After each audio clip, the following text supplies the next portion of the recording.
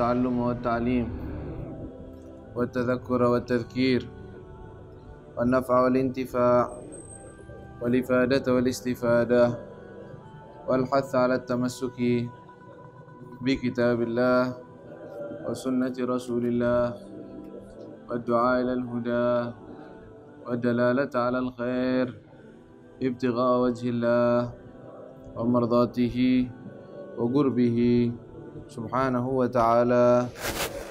اللهم يا فتاح يا عليم يا فتاح يا عليم يا فتاح يا عليم افتح علينا فتحا قريبا يا فتاح يا عليم. اللهم إنا نسألك فهم النبيين وحفظ المرسلين وإله الملائكة المقربين. اللهم زينا بالعلم وأكرمنا بالتقوى وجملنا بالعافية برحمتك يا أرحم الراحمين.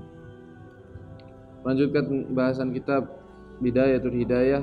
Kita kemarin sudah membahas tentang hal-hal yang harus dijaga oleh lisan dan masuk ke dalam penjagaan perut. Ya, perut termasuk anggota tubuh yang harus dijaga agar kita bisa istiqomah secara zahir, secara batin.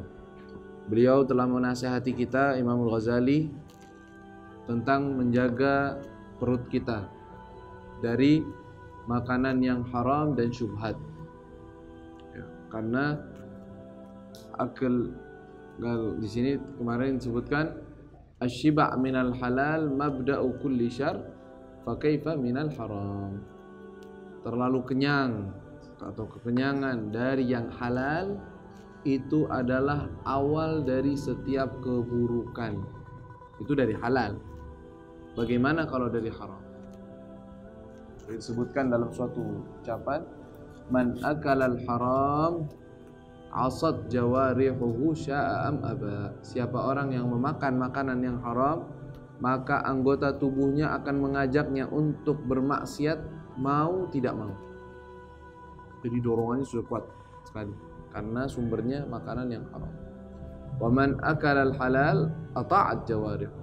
Siapa yang makan yang halal, maka anggota tubuhnya mudah untuk diajak berbuat taat.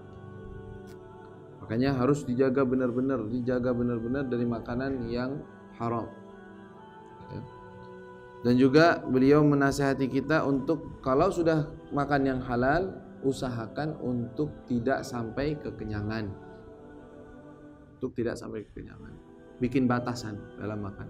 Sudah sampai sini cukup. Tidak terlalu banyak. Nah, kalau mau dibikin tes, sebenarnya nggak usah dites. Ini sudah mujarrab. Orang yang bisa mengontrol urusan perutnya, maka dia bisa mengontrol urusan yang lain. Tapi kalau dia sudah terbawa nafsu, ya, dari urusan makannya, apa aja yang dia pengen dia makan, apa aja yang dia pengen dia lahap, walaupun halal. Tapi lihat nantinya, anggota tubuhnya berat untuk diajak untuk beribadah, diajak untuk istiqamah, diajak untuk taat, untuk ilmu, berat. Itu sudah mujarrab kan. Makanya beliau menasihati kita untuk mensedikitkan urusan makanan perut. Dalam hadis disebutkan, ma mala'a ibnu adam wa'an syarrun min batnih. Syarrun min batnih. Tidaklah anak Adam memenuhi suatu wadah yang paling bahaya atau paling buruk seperti dia memenuhi perutnya.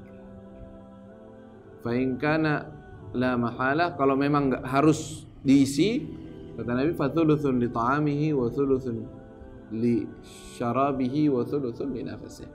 Kalau memang mau makan atau dalam awal hadisnya, hasbu ibnu adam luqaimatin yuqimna sulbah. Cukup bagi anak Adam sebenarnya beberapa suap, yang mana suapan tersebut bisa membuat berdiri tubuhnya. Artinya bisa hidup, bangun, makan. Ya, enggak kenyang, cuman beberapa suap yang membuat dia berenergi, sehat. Kata Nabi, cukup. In kana labud fa thuluthun li ta'am wa thuluthun li nafasi wa syarabi wa thuluthun li nafasi. Sepertiga untuk makan, sepertiga untuk minum, sepertiga untuk bernafas. Baik, kata beliau di sini melanjutkan pembahasan tersebut. Wa talabul halali fardhatun ala kulli muslim. Dan mencari yang halal. Wa talabul halal, dan mencari yang halal, fardhatun, suatu fardhah, kewajiban. Ala kulli muslim, atas setiap orang muslim. wal ibadatu wal ilmu, dan ibadah dan ilmu, ma'a aklil haram, bersamaan dengan memakan haram, kal bina'i 'ala sirjin, seperti membangun di atas sirjin. Sirjin itu suatu seperti lumpur, tanah liat, ya, tanah lumpur. Kalau orang bangun di atas tanah liat atau lumpur, kira-kira bangunannya gimana? Ya, nggak kuat, nggak ada fondasinya. Kata beliau seperti dalam Sahabul Zubat mengatakan, wa ta'atun mimman haraman ya'kulu mithlul bina'i fawqa mawjin yuj'alu, dan ketaatan tetapi di atas dasari dengan memakan yang haram seperti bangunan yang di atas air, atau di atas air yang berombak lagi. Kira-kira bangunannya bisa bangun? Bisa jadi bangunan, artinya nggak ada gunanya, bakal hilang, nggak ada atharnya, nggak ada faedahnya. Tapi faida gani'ta fi sanati bi gamis khashin, kata beliau, faida qani'ta, apabila engkau merasa cukup, fi sana, dalam 1 tahun, bi qamisin khashin, dengan 1 gamis, 1 pakaian, 1 baju khashin yang tidak lembut, yang keras, yang kasar. Wa fil yaumi wal laila, dan dalam 1 hari 1 malam, bi raghifaini, dengan 2 potong roti, minal khushkar, dari tepung yang tidak bersih, artinya tepung yang biasa-biasa saja. Khushkar adalah tepung yang tidak kurang bersih. Wa tarakta, dan engkau meninggalkan at-taladzuz, mencari kelezatan bi atyabil udum, dengan makanan yang paling enak atau yang paling lezat. Lam yu'wizka minal halal, maka tidak akan sulit bagimu minal halal, untuk mendapatkan yang halal. Ma yakfik, sesuatu yang mencukupimu. Wal halalu katsir, dan halal itu banyak. Jadi beliau mau bicara sama kita, kadang-kadang ada pemikiran bilang, ente mau ngomongin tentang halal, semua haram sekarang. Muamalat ini haram, pendapatan seperti ini haram, cara seperti ini haram. Ada riba, ada ini, ada itu. Makan halal dari mana? Kata beliau, iya memang, kalau ente memang pengen dapetin semuanya, pasti bakal kesulitan. Tetapi sebentar, sebelum kita ngomongin tentang yang halal, kita ngomongin dulu patokan ente dalam hidup tuh gimana dulu. Ini yang jadi masalah. Dan ini yang membuat seseorang mengatakan, nggak bisa, kita darurat, kita punya begini, kita harus pakai muamalat ini, kita harus menggunakan ini. Kita lihat dulu, ntar dulu standarnya kita tuh kayak gimana. Ditarik oleh beliau. Pertama pikir dulu, ente hidup tuh buat apa dan cukupnya apa. Kata beliau, kalau memang seandainya engkau ini cukup dengan satu helai pakaian dalam 1 tahun. Contohnya di zaman beliau khususnya, dan zaman-zaman sebelum zaman pabrikan seperti kita ini, yang namanya pakaian tuh sulit didapat. Artinya bukan sesuatu yang gampang kayak sekarang. Sekarang orang miskin pun punya pakaian gampang, punya pakaian banyak, sama dia tetap miskin karena mudahnya mendapatkan pakaian. Kalau dulu nggak begitu, pakaian itu sulit dan harus dirajut. Orang kalau udah pakaiannya berwarna berarti ini orang punya. Orang udah pakaiannya banyak, oh berarti orang punya, tanda udah. Tapi kalau orangnya bajunya itu aja, dan bahannya juga biasa aja, rajutannya biasa aja, berarti ini orang nggak punya. Bisa dilihat kelasnya mereka dengan pakaian. Kalau di zaman kita hampir tidak bisa terlihat. Pakaiannya sama-sama pakaian. Begitu. Pakai jas. Pakai celana. Yang ini pakai kaos sama semua. Hampir tidak jadi perbedaan dan sulit. Di zaman beliau begitu, kata beliau, kalau engkau merasa cukup bisa hidup dengan 1 pakaian dalam 1 hari atau dalam 1 tahun, punya sehelai pakaian. Lala gemisin khasin. Wa fil yawmi wal laila biraghifain, dan engkau dalam satu malam, satu pagi, satu hari, satu malam berkecukupan dengan dua potong roti yang mencukup untuk makan. Bisa nggak ente hidup pakai itu? Maksudnya beliau begitu. Ini level yang paling rendah lah. Bisa hidup begitu. Kalau ente seperti itu, maka engkau bakal dapetin yang halal itu gampang banget bagimu. Sangat mudah dan banyak, bahkan lebih dari itu. Kalau memang takaran batasnya dia segitu. Ya, oke, kata beliau. Dan engkau meninggalkan pengen angan-angan, pengen makan yang ini, pengen makan yang itu, pengen makan yang banyak. Kalau engkau tidak memiliki seperti itu, maka yang halal itu banyak, kata beliau. Lam yu'wizka minal halali ma yakfi. Maka tidak akan kesulitan engkau untuk mendapatkan yang halal yang mencukupimu. Tidak bakalan sulit. Wal halalu katsir. Nah, adapun kalau seseorang terlalu berlebihan, ya, pengen dia sekarang ini kelasnya dia memang nggak bisa memiliki sesuatu yang lebih dari ini. Rumah memang standarnya dia harus kontrak. Kendaraan standar yang dia miliki dari pemasukan dari apa yang dia miliki hanya punya motor yang mungkin yang biasa. Nggak bisa dong. Gengsi pengen motor baru kayak orang-orang. Pengen yang begini, pengen. Tawarannya bagaimana? Nah, terjadi deh alasan-alasan yang lain. Anak harus dong pakai cara ini, harus dong. Ya, kalau enggak nanti anak nggak punya kendaraan. Nggak punya kendaraan, bener? Padahal ente bisa berarti dengan uang yang ente punya satu kendaraan dipakai. Biar kita tahu bahwa berarti ada sesuatu yang disalah gunakan atau memang didoktrin dari luar, dari kehidupan dan dari keadaan itu terus dicecar bahwa kita tuh harus punya, harus kayak orang, harus standar kita begini, terus begitu. Dijadikan kita miskin dan kita butuh untuk hal seperti itu. Makanya dibilangnya terpaksa saya harus.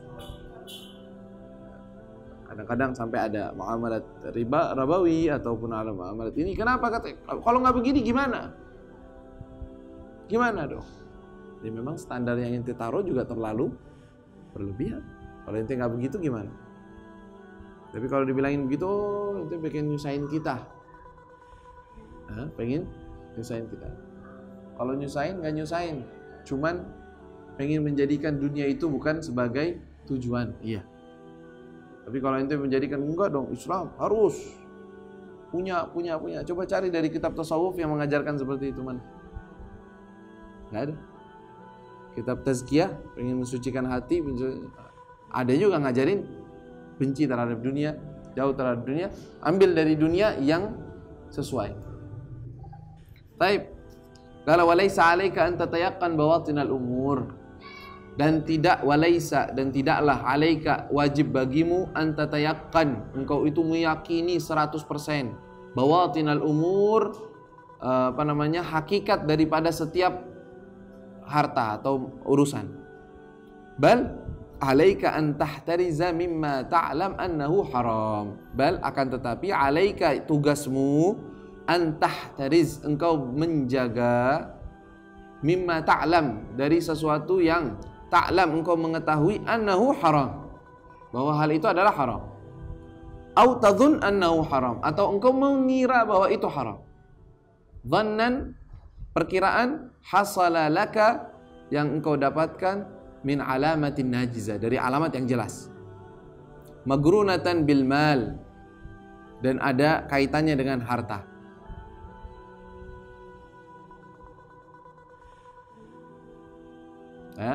Jadi kata beliau di sini menepis ucapan sebagian manusia, sebagian orang yang ketika mereka diajak untuk makan yang halal, mereka mengatakan, aduh yang haram aja susah, apalagi yang halal. Itu mau ngomongin yang halal udah nggak ada. Enggak, kata siapa itu? Halal ada. Di setiap zaman ada. Tetap ada. Nah, jangan putus asa, jangan bilang nggak bisa, sekarang sudah harta semua nggak ada yang halal. Ada juga, tetap kita akan masuk ke sini. Enggak. Jadi begini, urusan halal itu yang zahir, bukan hakikat daripada harta tersebut. Misalnya, ente dapetin beras dari toko, tokoh muslim kah itu tokoh orang non muslim, itu nggak masalah. Dan kita tidak diharamkan muamalat seperti itu, boleh aja. Kita lihat, kita nggak tahu ini beras dia dapat bener nggak dibeli, barangkali dia boleh nyolong, kan gitu. Barangkali dia ngambil dengan cara menipu orang, kita nggak tahu tuh. Apakah kita harus tahu dari mana seluk beluk? Barangkali ini tanah yang ditanamkan beras ini, tanahnya itu milik orang, dia gosok, dia ngambil dengan tidak hak. Bisa aja nggak? Bisa aja. Tetapi apakah wajib bagi kita mengetahui semua itu? Kata Imam Ghazali, tidak. Bukan itu yang diwajibkan. Laisa alaik, nggak harus, nggak wajib bagimu untuk mengetahui seluk beluk dari apa yang engkau dapatkan dari makanan atau apa. Yang wajib tahu bahwa itu halal. Zahirnya ini halal.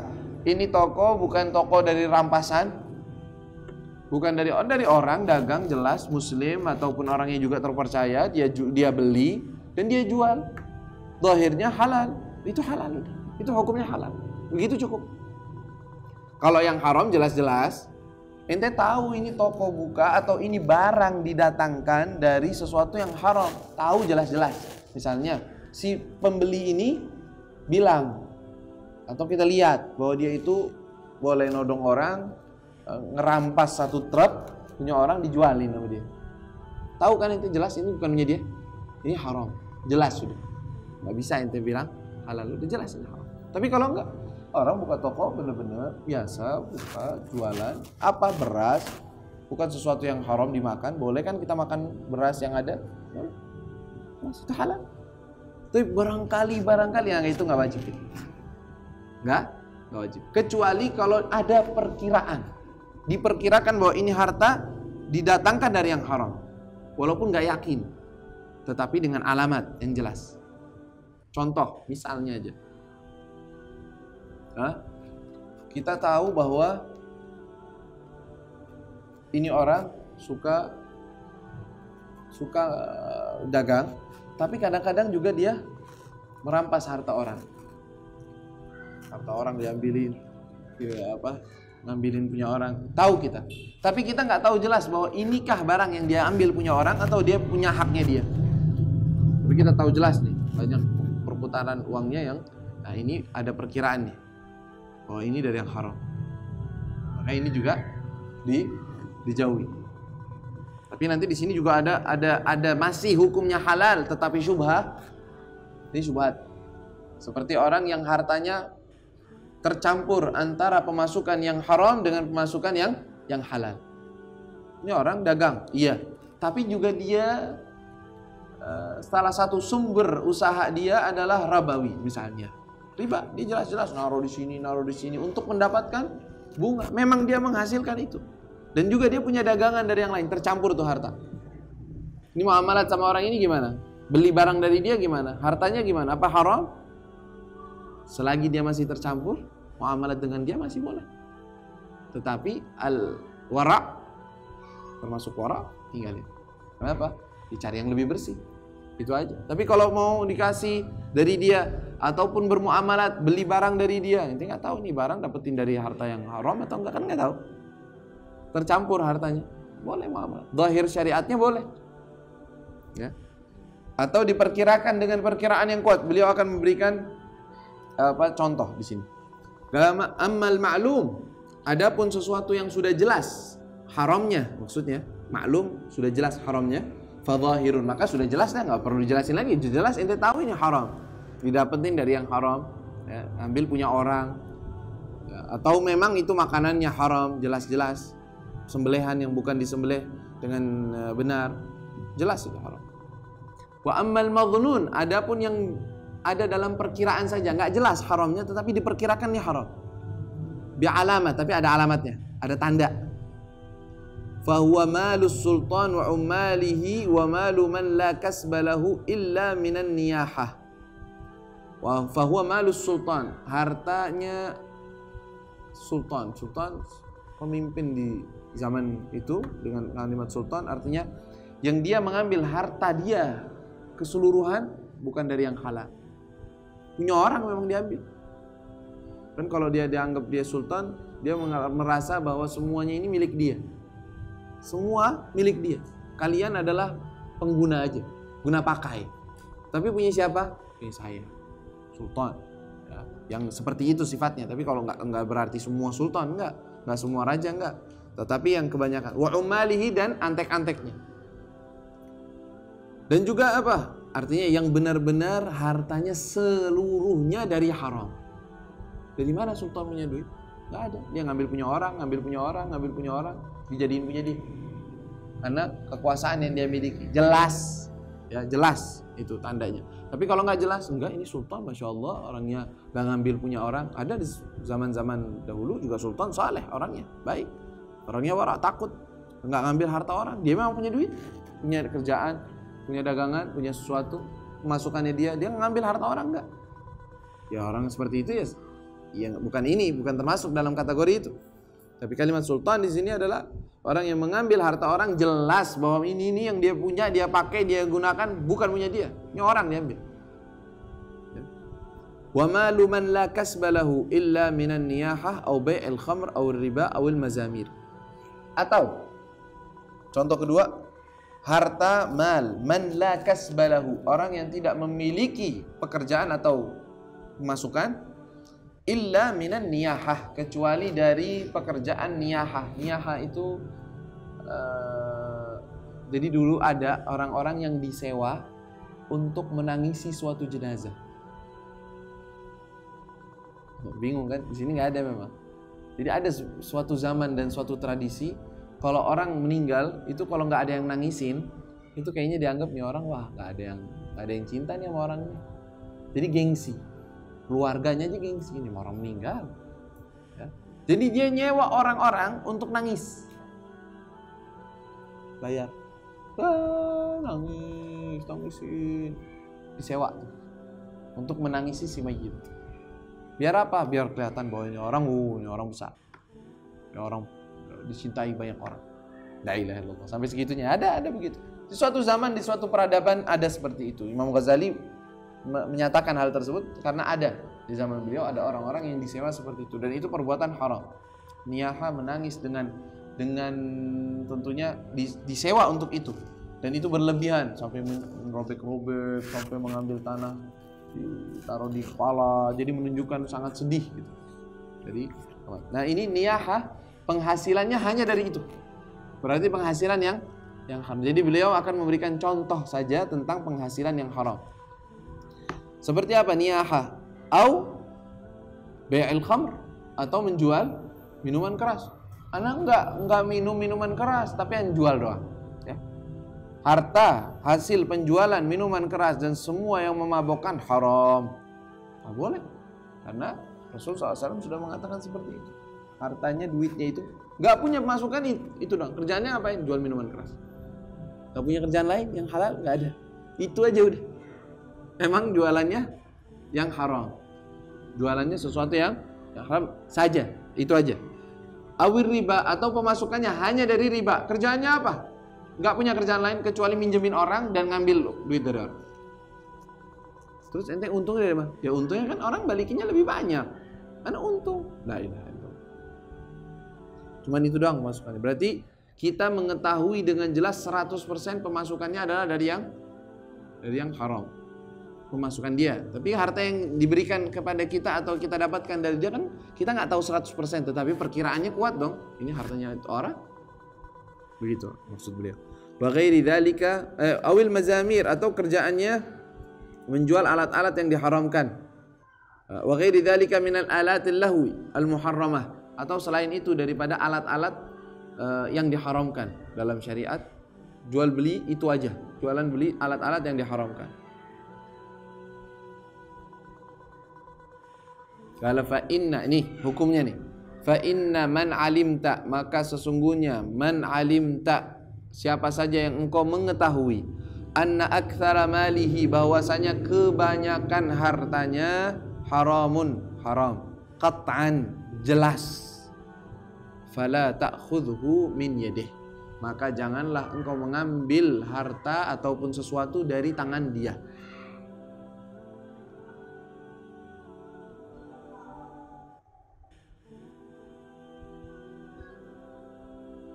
Wa in amkana, walaupun ada kemungkinan an yakuna halalan, bahwa dia itu punya masukan ataupun penghasilan halal. Nadiran, tetapi jarang. Fahuwa haram, maka itu juga termasuk haram.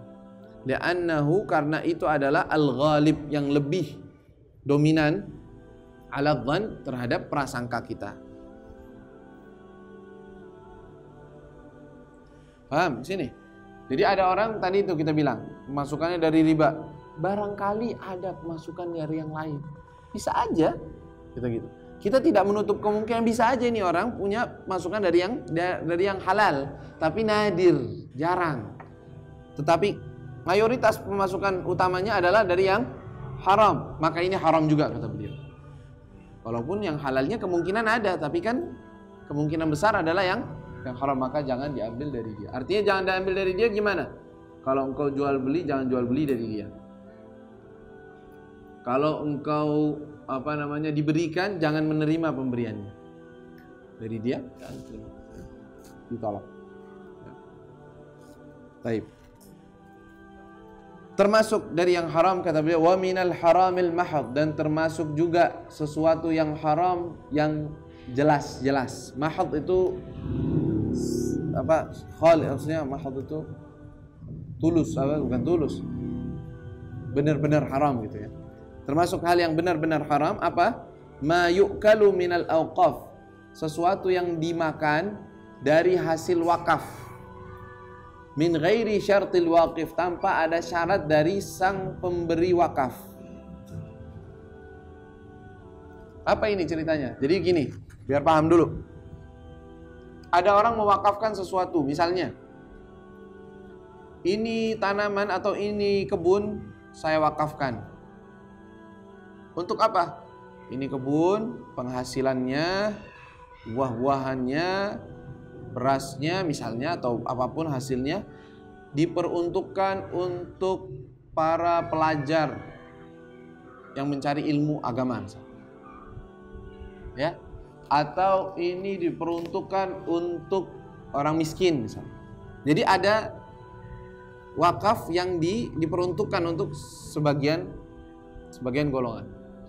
Lalu datanglah seseorang yang bukan termasuk dari golongan orang yang diizinkan untuk diberikan kepadanya. Misalnya dia ini untuk pelajar yang belajar ilmu agama. Ternyata datang seorang nggak pernah belajar ilmu agama, nggak apa, mau makan dari itu. Boleh nggak? Nggak boleh, haram. Termasuk haram yang benar-benar jelas haram, kata beliau. Bahwa sesuatu yang tidak termasuk dalam syarat wakaf. Artinya dia tidak termasuk kategori yang memang diberikan untuknya. Jelas ini. Beliau akan membicarakan tentang ini. Kenapa? Karena sebagian ada di zaman beliau wakaf yang diberikan untuk para pelajar santri, kalau kita bilang pelajar ilmu agama. Ternyata ada orang-orang numpang duduk di sana, dia nggak belajar. Dia cuma duduk aja mencari makan, nggak mau belajar. Ini kata beliau, ini nih orang yang duduk kayak begini caranya haram makan. Kenapa? Karena dia memakan sesuatu yang bukan untuknya, bukan diperuntukkan untuk dia. Nah begitu. Lihat di sini. Wa minal haramil mahad ma yu'kalu minal awqaf, apa-apa yang dimakan dari harta wakaf. Maksudnya harta wakaf ya, min ghairi syartil waqif, tanpa ada syarat dari sang pewakaf. Lam yashtaghil, tidak menyibukkan diri bitafaqquh, dalam untuk belajar agama, fikih misalnya, atau belajar agama. Fama ya'khudhuhu, maka apa-apa yang dia ambil atau dia makan, minal madaris, dari sekolahan-sekolahan yang ada wakaf khusus untuk mereka para pelajar, haram, maka haram baginya. Yang kayak tadi Anda ceritakan, numpang duduk di suatu pesantren atau di suatu tempat, ini diperuntukkan untuk pelajar.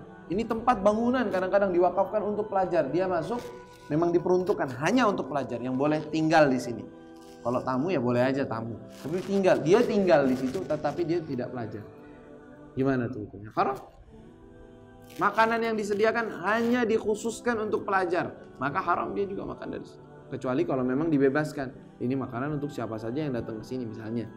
Itu lain lagi. Tergantung syaratnya wakif, orang yang memberikan wakaf tersebut. Makanya kan disebutkan tadi. Taib. Qala wa man irtakaba ma'siyatan. Dan siapa orang yang melakukan irtakaba, melakukan maksiatan, suatu kemaksiatan, turaddu biha syahadatuh, turaddu, yang ditolak dengannya, dengan perbuatan maksiat tersebut, syahadatuhu, syahadahnya, kesaksiannya. Gimana hukumnya? Fama ya'khudhuhu bi ismis sufiyah min waqfin aw ghairihi fahuwa haram. Apa yang dia makan, dia ambil dengan nama sufi. Jadi ada wakaf juga, ini diwakafkan makanan atau apa atau hasil untuk orang-orang yang sufi, yang tasawuf. Artinya orang-orang yang duduk beribadah, kerjaan mereka berzikir, kerjaan mereka untuk selalu menambah ilmu dengan tazkiyah, mensucikan hati. Itu namanya tasawuf, ahli tasawuf. Jadi dikhususkan gitu, kayak pesantren khusus untuk tazkiyah, untuk pensucian hati. Dia duduk di situ dan ada wakaf khusus untuk mereka. Ternyata dia masuk ke dalam kategori, mau memasukkan diri dalam kategori itu, kata beliau. Tapi orang itu ternyata melakukan suatu perbuatan maksiat yang ditolak syahadatnya. Maksiat itu yang terlihat, yang sehingga maksiat tersebut ditolak syahadat tersebut, berarti dia nggak masuk dalam kategori tasawuf. Maksudnya dia begitu nih sekarang. Maka apa yang dia makan dengan nama sufi itu nggak boleh. Ya, ini juga contoh nih, sama kayak contoh yang pertama tadi. Wa man irtakaba ma'siyatan turaddu bi syahadatihi fama ya'khudhuhu bi ismi sufiyah min waqfin aw ghairihi fa huwa haram. Maka itu haram juga makanan yang dia makan dengan nama untuk yang diperuntukkan untuk orang-orang ahli tasawuf. Kecuali kalau memang itu wakaf tidak diperuntukkan untuk ahli tasawuf. Siapa? Untuk siapa aja yang tinggal di sini, atau siapa saja yang mau atau berada di daerah sini, atau yang diizinkan oleh nadhir, orang yang memiliki hak. Siapa saja yang diizinkan maka boleh dia makan. Nah, itu boleh. Jadi permasalahan ini memang terkadang mungkin di zaman kita atau dalam keadaan kita ini sekarang ini agak jarang terjadi. Yaitu pewakafan suatu, walaupun ada, kalau kita telusuri ada pewakafan suatu tempat atau suatu pemberian untuk golongan tertentu. Hasilnya, maksudnya alhasil dari ucapan ini semua, kalau seandainya ada wakaf yang diperuntukkan untuk golongan tertentu, maka siapa saja yang bukan termasuk dari golongan tersebut, maka haram memakan dari harta tersebut. Udah, itu kesimpulannya begitu. Dan yang diberikan di sini adalah contoh yang kebetulan di zaman beliau banyak seperti itu. Karena itu beliau sebutkan contoh. Ya. Kata beliau, waqad dzakarna, dan kami telah menyebutkan madakhil, suatu madkhal, suatu cara-cara untuk mengetahui seluk-beluk asyubuhat, syubhat. Jadi harta-harta yang syubhat tuh kayak gimana sih? Kita sekarang disebutkan, kalau bisa tinggalin yang syubhat. Syubhat itu kayak apa? Ini pertanyaan sendiri, perlu belajar. Yang syubhat itu apa sendiri kita bingung. Kalau yang halal kita tahu, yang haram kita syubhat. Kan kata Nabi, la ya'lamuhunna katsirum minan nas. Tidak banyak orang yang mengetahuinya, berarti perlu dipelajari, dikoreksi, disaring dengan ilmu. Ini pemasukan dari sini. Ini orang yang hartanya pemasukannya kebanyakan halal, tetapi ada pemasukan yang haram. Ini hartanya gimana? Syubhat apa halal? Atau yang separuh-separuh. Ini syubhat apa halal? Harta yang didapatkan atau diberikan untuk kita. Termasuk seperti itu. Itu ada ilmunya sendiri. Ada babnya sendiri, pembahasan yang panjang. Kata beliau dialihkan nih pembahasan. Kata beliau, waqad dzakarna, kami telah menyebutkan madakhil syubhat, jalan-jalan masuknya syubhat, wal halal wal haram, dan cara mengetahui mana yang halal, mana yang haram, fi kitabin mufrad, pada kitab tersendiri, min kutubi Ihya Ulumuddin, dari kitab-kitab yang ada pada Ihya Ulumuddin. Kita udah pernah jelaskan Ihya Ulumuddin dirangkum oleh Imam Al-Ghazali, kitab Ihya Ulumuddin yang ada yang mencetaknya sampai 9 jilid, cetakan Darul Minhaj. Ada cetakan yang lainnya kebanyakan 4 jilid, ada sebagian 5 jilid. Ihya Ulumuddin. Kita sebutkan bahwa kitab Ihya Ulumuddin di dalamnya oleh Imam Ghazali dibagi 40 kitab di dalamnya. Di dalamnya ada maksudnya 40 pembahasan. disebut dengan kitab. Pembahasan tentang ilmu itu namanya kitabul ilm. Pembahasan tentang akidah, kitabul aqaid. Kitab tentang mencari yang halal, kitab kasbul halal, kasbul wal ma'ash. Kitabul halali wal haram. Ada namanya kitab tersendiri, pembahasan sendiri namanya kitab halal wal haram. Pembahasan tentang mana yang halal, mana yang haram, mana yang syubhat. Dengan rinciannya di satu pembahasan. Beliau alihkan tuh. Karena ini omongan perlu ilmu, ternyata nggak begitu gampangnya. Ternyata di belakangnya ada ilmu lagi, di belakangnya ada pembahasan yang harusnya lebih panjang lagi. Kata beliau, kami telah menuliskan dalam satu pembahasan khusus dalam kitab Ihya Ulumuddin, yaitu kitab al-halal wal haram. Qal fa'alaika bi talabih, maka bagimu, alaika tugasmu, bi talabih, mencarinya, mempelajarinya. Dikasih PR sama beliau nih. Di kitab Bidayatul Hidayah dialihkan PR-nya kemana? Ke Ihya Ulumuddin. Dan ini bukan sekali ini kan? Di semua ini kebanyakan beliau bilang begitu. Artinya mau lihat nih dari kita, mana dari kita yang pengen nambah ilmu bener-bener, mana yang cuman saya udah hatam Bidayatul Hidayah. Kalau orang sudah hatam Bidayatul Hidayah tetapi nggak pernah baca Ihya Ulumuddin atau pengen mempelajari apa yang ada pada Ihya Ulumuddin, berarti belum 100% mengamalkan Bidayatul Hidayah. Ya enggak? Karena salah satu ajakan yang ada pada Bidayatul Hidayah adalah dialihkan untuk mempelajari apalagi bab-bab yang beliau sendiri sebutkan. Taib bitalabi. Karena fa'alaika bitalabi, maka wajib atau hendaknya bagimu untuk mencarinya. Mencari maksudnya mempelajarinya. Fa inna ma'rifatal halali wa talabahu faridah. Karena sesungguhnya mengetahui yang halal dan cara mencarinya, cara mencari yang halal faridah, wajib. Kan talabul halal faridah, ya enggak? Mencari yang halal wajib enggak? Berarti cara mengetahui pencarian yang halal wajib enggak? Wajib juga. Ya. Ala kulli muslim, atas setiap muslim, kas-salawatil khams, seperti salat 5 waktu. Oke. Ya. Nah, tinggal kitanya aja ada semangat atau tidak. Subhanallah, sekarang ini padahal sarana sudah mudah, terjemahan ada, tinggal bacanya aja. Ada yang mau baca, ada yang mau cari, ada yang pengen tahu. Setidaknya dia punya kitabnya, setidaknya dia punya terjemahannya kalau bisa. Pegang deh salah satunya, misalnya kitab ini satu. Wah, dari sekarang Anda mau kaji tuh kitab Al-Halal wal Haram dari kitab Ihya Ulumuddin. Mana penerjemahannya, siapa yang terjemahan? Cari. Baca sendiri misalnya pertama. Kalau ada pembahasan nggak paham, bisa ditanya. Tanya. Ustaz, guru datang ke rumahnya, Anda mau kesini mau nanya. Terus terang ada waktu kita datang, mau tanya nih beberapa hal Anda baca, tapi kayaknya kurang paham, perlu penjelasan. Coba ini begini. Atau kalau lebih semangat lagi, saya pengen baca itu semua kitab dijelasin. Sekarang sang gurunya sudah males, muridnya apalagi. Gurunya semangat pengen ngajarin, nggak ada muridnya yang mau belajar. Muridnya semangat pengen belajar, gurunya nggak ada yang siap. Udah capek nih, kepanjangan ini kita mau belajar ini kita. Walaupun memang harus ada tahapan juga, memang ada tahapannya. Hakadha wallahu taala